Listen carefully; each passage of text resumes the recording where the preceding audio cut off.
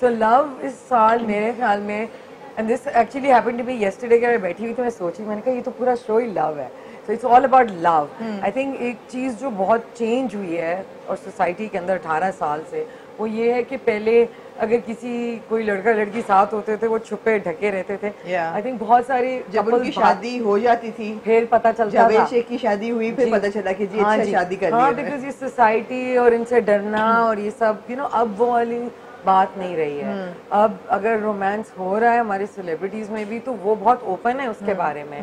और वो कहते हैं कि जी इसमें क्योंकि प्यार किया तो डरना क्या वाली बात होगी. And we have so many great couples. I mean अभी सज्जल और राहत की एंगेजमेंट अनाउंस हुई है. Then we have Hania and Asim who are very open. और इन सब की जो शादियां भी हो रही हैं वायरल होती जा रही हैं. बिकॉज हमारी कौम को शादियां भी बहुत पसंद है. हमें उर्वा और फरहान की शादी वायरल हुई उसके बाद. और फिर वो दोनों बहनें थी, क्या नाम है, एमन और उसकी जो मुनीर की, वो भी वो सारी बार. सो आई थिंक ये इन चीजों का हमारी कौम को शौक है, हमारी लड़कियों को लड़कों को. They want to see all of this.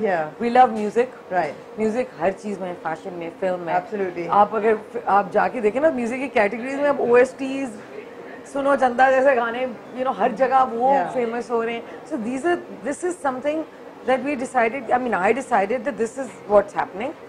और सिर्फ रिलेशनशिप्स में लड़का लड़की नहीं आ जाते.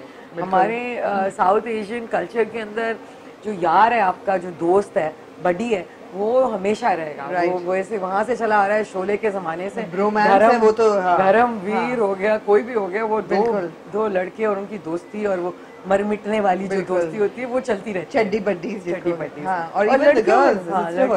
मगर इस वक्त ज्यादा हो गया है बिकॉज अब लोग कहते हैं कि जी लड़कियां लड़कियों को सपोर्ट नहीं करती है, तो बहुत ज़्यादा सपोर्ट आ गया है. And I think even in the entertainment industry जहाँ पे बहुत ज़्यादा जेलसियाँ होती थी पहले ज़माने में और जलन कुड़न से लोग मर रहे होते थे, अब अगर एक महविश हयात जीतती और उसको ट्रोल किया जाता तो मायरा उसको सपोर्ट देती. सो आई थिंक ये this is the underlying theme of the show. It's about love. That's great. And it is our culture. And I think it resonates in every part of the. Super. So मुझे बताओ Priya, that so many different elements come together to make that one grand show. Right. And it's grand. I mean 1-2 साल थे बीच में when it went behind doors. Studio shoot हो गया, या जब Kuwait में war announce हुई थी तो went पे, 1-2 दफा हुआ, लेकिन फिर मलेशिया भी गया, दुबई भी गया, and there were experiences, right? And we witnessed all that grandeur. लेकिन it's not that simple. लोगों को ख्याल है कि जी एक स्टेज लग जाता है, उस पे performances होती हैं. Tell us a little bit about the process. कि शो डायरेक्टर तो आप हो. मैं तो पागल हो रही थी ना. मैं तो थोड़े से मुझे कहते हैं जैसे कि अखबारें, मैं 7 अखबारें पढ़ती हूँ सुबह और मैं चीजें जमा करती रहती हूँ पूरा साल. मेरी फाइल भरी होती है जिसके पास मैं वापस जाती हूँ just to make sure that I have everything. And I'm constantly on social media, so I know exactly what's going on. पढ़ती भी रहती हूँ बाहर क्या हो रहा है, इधर क्या हो रहा है, मुझे पता होता है. और फिर मेरी दोस्तियाँ भी बहुत हैं एंटरटेनमेंट में. अगर इससे ज़्यादा ये कि आप यकीन करें, आई थिंक दिसंबर 15 को मुझे इन्होंने बुलाया था और अब ऑलमोस्ट जून 15 हो गई, तो 6 महीने इस शो पे मैं काम कर रही हूँ. मगर डायनामिक की बात करो, जैसे लाइटिंग है, म्यूजिक है, साउंड है, तो हर चीज, परफॉर्मेंसेस हैं, आर्टिस्ट हैं. आर्टिस्ट मैनेजमेंट कितना बड़ा चैलेंज होता है. एक बहुत बड़ा चैलेंज है. उसमें ये होता है कि भाई आपको पहले तो आपने निकालना होता है कि जी क्रक्स क्या है. जैसे कि हमने निकाल लिया, ठीक है, कि भाई लव इज द एंड पहले आप रिसर्च बहुत होती है. फर्स्ट रिसर्च एंड डेवलपमेंट, उससे आपका शो निकलता है. पहले कॉन्सेप्ट्स निकलते हैं, उस कॉन्सेप्ट्स के अंदर से और क्लाइंट आपको बताता है कि ये ब्रीफ देता है, तो उसके ऊपर फिर हम चलते हैं. फिर कहते हैं अच्छा ठीक है, ये होना चाहिए, ये होना चाहिए, ये होना चाहिए. फिर आपको देखना पड़ता है ना कि what's hot, like something hot. So whatever's hot is what you got to put in. Okay? And then you got to see something which is maybe maybe nobody knows. And you make it hot. So that's also your challenge. And that's always fun. To do that, that's that little breakthrough act is always fun. I think hopefully like giving Abid Rohi a stage to perform on. I mean that was fantastic, right? क्या performance थी वो. लेकिन उनके अलावा moments like for example मेरे favorite, मैं कई दफा बोल चुकी हूँ, Reshma and Atif Aslam. I mean another moment. Saima and Shan, another moment. Nazia Hassan. So maybe you want to ask your viewers, maybe the viewers can vote in and tell you कि इस साल जो लेजेंड अवार्ड है, जो कि हमारा life time achievement award है entertainment में, किसको जा रहा है. आप गेस करें और I think I am sure हमने आपको गिफ्ट दे दीजिएगा लक्स की तरफ से आपको टिकट्स देंगे, we'll take it to Lux. Yeah. Tell me, no, what are your favorite moments through the years? So my favorite moment is can I be honest? Yeah. मुझे मारिया गई, मेरी माँ मुझे कहती तू ये शो क्यों करती है, क्योंकि मैं पागल हो जाती हूँ, मैं गालियाँ दे रही होती हूँ, मेरी नींदें उड़ी होती हैं, मेरी तबीयत खराब हो जाती है, and it's so stressful. But I think last year was for me, because it was more social, somber. Right. It was very heartfelt for me. Right. It was very emotional, and it was a very good moment for me. That was a good show for me. Right. 2007 was a great show. 2005 was a great show. 7, you're talking about Expo, right? No, 2007 was Malaysia.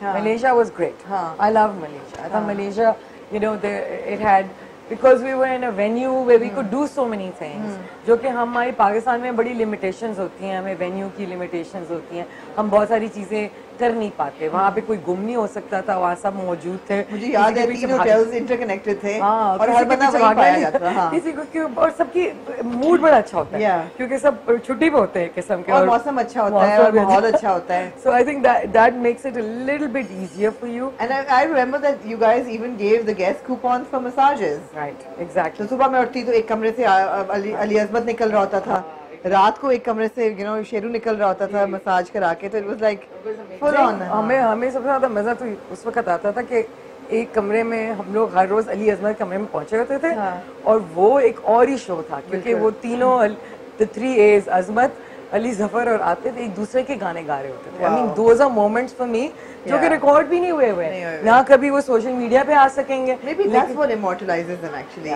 That does, I think right? that's what it is, the moments like that. And of course जब आप you know अब बहुत सारे लोग हैं जो चले गए हैं, जैसे रूही बानो है और मेहदी हसन है, महनाज है, रेशमा, ये सब उनको ऑनर कर दिया। एंड दैट मोमेंट जब रेशमा ने जब गाया और मैंने उनको कहा मैं आपको शो में नहीं डाल सकूंगी अगर आपने गाया नहीं, तो उन्होंने जब मैं पलट के गई, आई थिंक थोड़े 2 मिनट के लिए बाहर कमरे से पीछे से उन्होंने गाना शुरू कर दिया, मैं वापस भागी, मैं रोने लगी। आई थिंक वो जब उन्होंने परफॉर्मेंस दी थी, there was not a single dry eye in the audience, मुझे याद है सबकी आंखों में आंसू थे। It was such a touching for me वो पहले हो जाता है, हाँ, बिकॉज जब मैं उनको मिलती हूँ और उनसे बात करती हूँ, या जैसे कि पहली बार आई थिंक नाहिद अख्तर एक स्टूडियो में गई हैं 20 साल के बाद गाना गाने, बच्चे उनके बैठे हुए हैं बाहर बेंच पे, मैं खड़ी हूँ शुजा हैदर के साथ और मैं सुन रही हूँ और मैं उनकी इमोशन फील कर रही हूँ, बिकॉज वो 20 साल के बाद खड़ी होकर माइक के ऊपर गा रही हैं। तो for me that moment is irreplaceable. So you know Priya, legends को ऑनर करना तो बड़ा एक इमोशनल मोमेंट होता है, बट वी नो कि हमारे जो सेलिब्रिटीज हैं they're not so easy to manage. So what is the biggest challenge in putting LSA together? Is it the celebrity? Is it the lights? Is it the sound? Is it the security? I mean क्या है? I think it's a lot, everything. मुझे तो हर चीज में एक challenge. मैं ये नहीं पूछूंगी सबसे ज्यादा मुश्किल सेलिब्रिटी कौन सा है। That would be fun to know. नहीं पूछ लो मुझसे, किसी ने उस दिन पूछा, पेप्सी वालों ने पूछा था, मैंने उनको बता दिया था कि सबसे मुश्किल सेलिब्रिटीज एक जमाने में, अब नहीं, लॉलीवुड की एक्ट्रेसें होती हैं, राइट, ठीक है, हमें उनके अब तो करना नहीं पड़ता, लेकिन एक एक सेलिब्रिटी के पीछे हमने एक स्पाई लगाया होता था, shadow. I don't even think that would be legal now. Priya, do you remember when one of them went missing with a lot of jewels in Dubai? Yes, I do remember. At night. And और वो jeweller के साथ में पूरा hotel छान के उनको ढूंढ के उनके कमरे में पहुंची और वो ज्वेलरी उतरवाई, और फिर वो इतनी बड़ी जिम्मेदारी होती है आपके ऊपर। So वो ज़माने जो थे वो अब चेंज हो गए हैं।